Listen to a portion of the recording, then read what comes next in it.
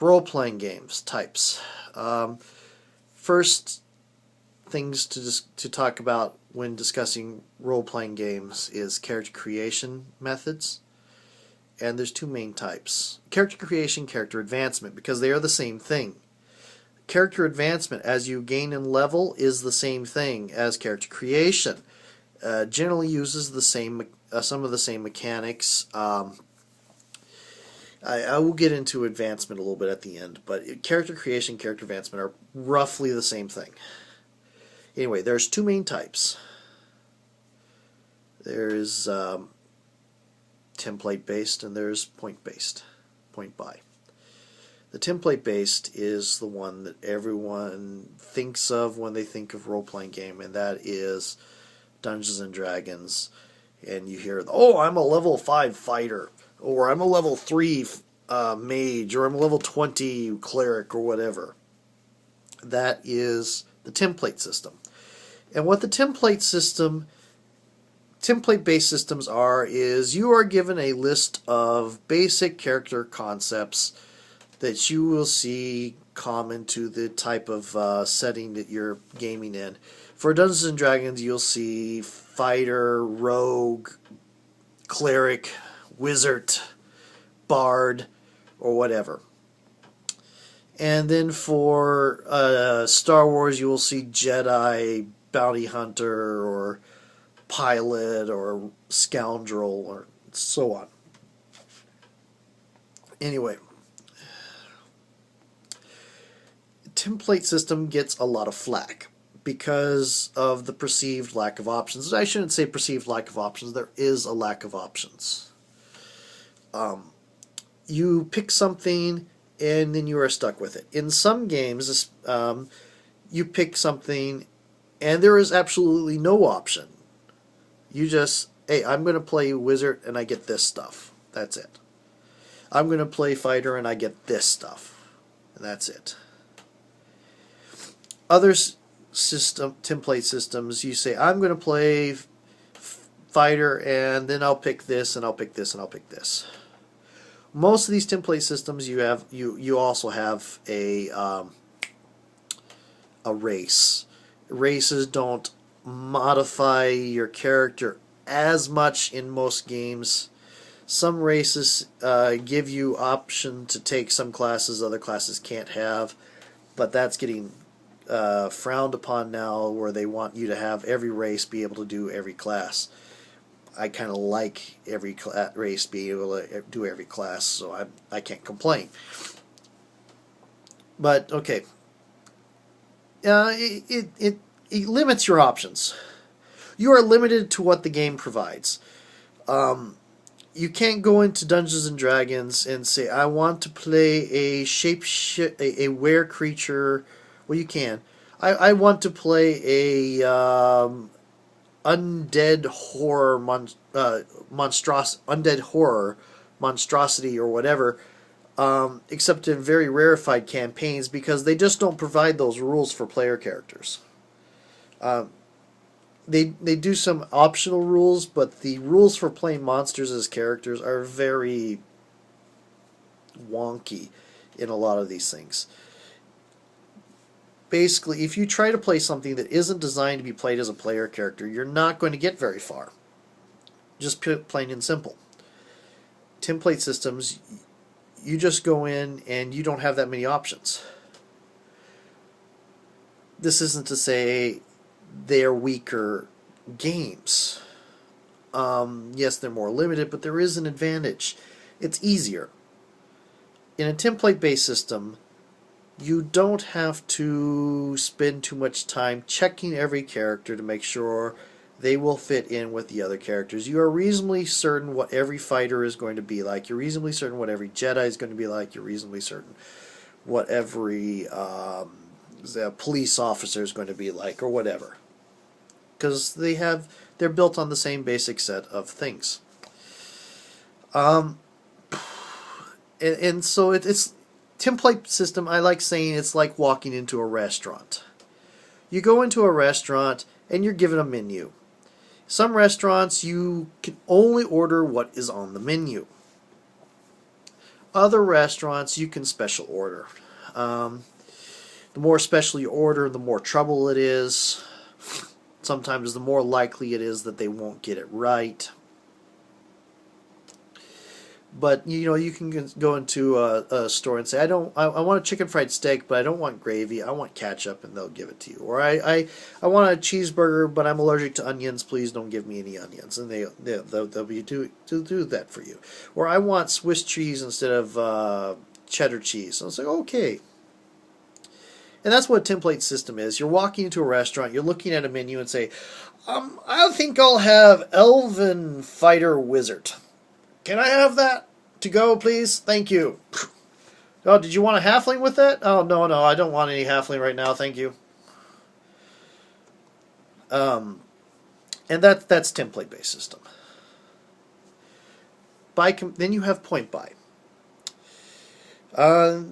Now, pure point buy, and I'll start with that. I'll get into the middle ground a little bit later, and that's the more comfortable areas for me now, the better systems.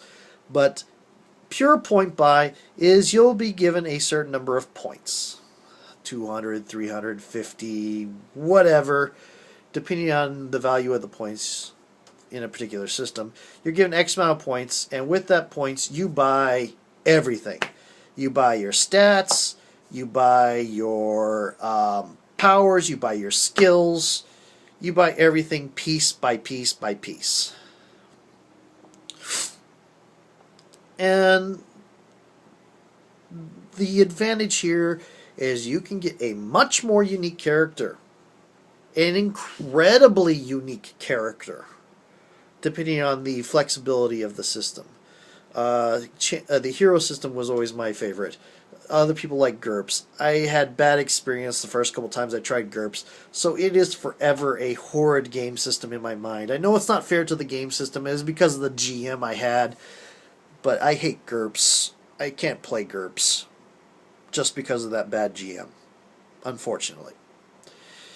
But depending on the system you choose, you can get a completely unique character, which allows for storylines to be done around that character in a more interesting fashion. The characters can drive the story much better because they're going to be a lot more unique than just plug-and-play fighter or plug-and-play wizard.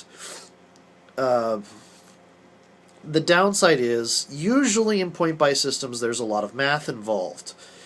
There are ways to make abilities cheaper or more expensive, or add options here or there. There is a reason I refer to Hero System as the game that taught me algebra. I really love the system still. I mean, I don't play it much. It's going to be very hard to play. A lot of the core systems are rather not instinctive, counterintuitive, really. So it's hard to get people into it. And there's a huge number of dice that need to be rolled sometimes in Hero System. So I don't play it much anymore. But I love the system and making the characters. It's not my favorite system anymore, but it's still a good system. It was a good system, or is a good system. But that's pure point buy. Also with point buy, you are often able to buy disadvantages to get more points to buy advantages with. And some of these advantages can be things like, oh, my character has a girlfriend that shows up and gets kidnapped every once in a while, and I have to go rescue her. That's a story! That makes the story more personal. That adds to the role-playing. Disadvantages are really awesome as a player. Not because they give you more points. If you get disadvantages because of the points, you're not using the disadvantages correctly. You look at disadvantages because what kind of story can be told because I have this disadvantage? And it's really, really annoying when you do build like that and the GM decides, or GM decides to ignore it or forgets about it. Because you can set up some really interesting story plots with disadvantages in a point-buy system. And I'm kind of digressing. Anyway, the main disadvantage to point-buy system is it is a lot of work. It's a high learning curve. beginning players can be easily overwhelmed by the vast number of options they have. And the GM has to check every character, really.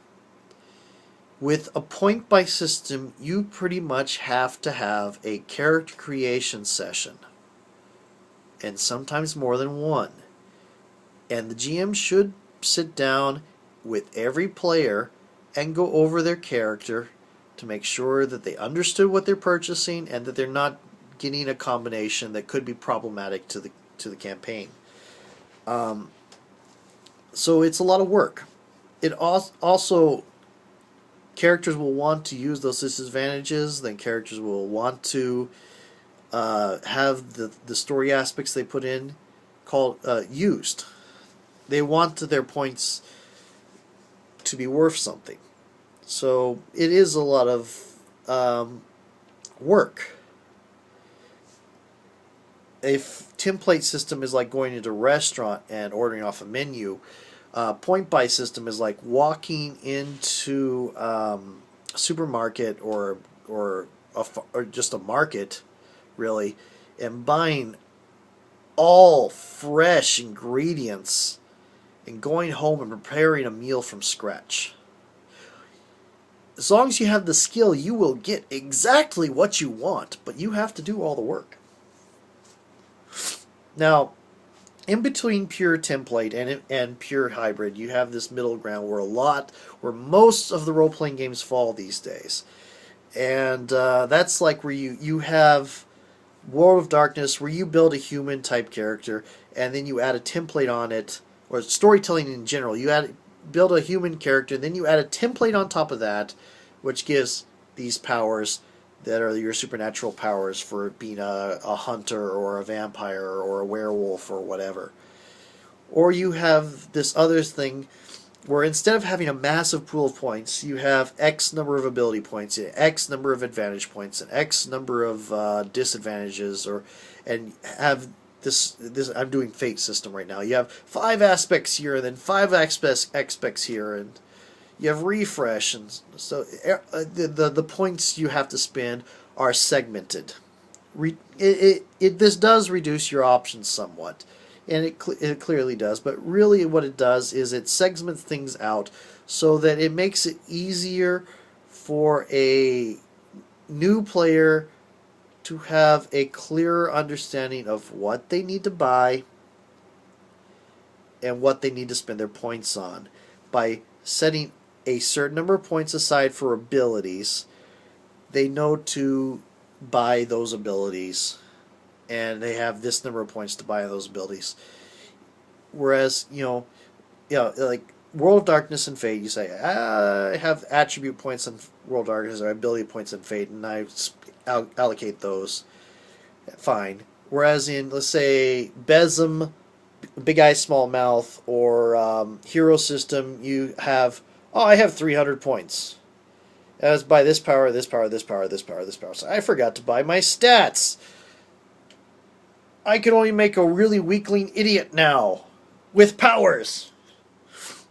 So segmenting out, saying points here, points here, points here, into 3 kinds of points, 4 kinds of points, or whatever, makes it easier for players to build characters without overlooking something and having to start over from scratch when they screw up. That's so okay. So if template system is going to the restaurant, and pure point buy is going to a market with and getting all fresh ingredients and cooking it from scratch, then this middle ground, where most of the role-playing games sit, is going into the supermarket and buying different kinds of pre-prepared meals and going home and mixing it together in unique and interesting ways. And that pretty much is character creation, the different kinds of character creation methods in role-playing game in a nutshell. Well, I'm going to stop this now and see if I can upload it to YouTube. The last time I tried to do this, when I went through all the different things for role-playing, it said, oh, the thing is too long, you can't send it. But we'll see if we succeed.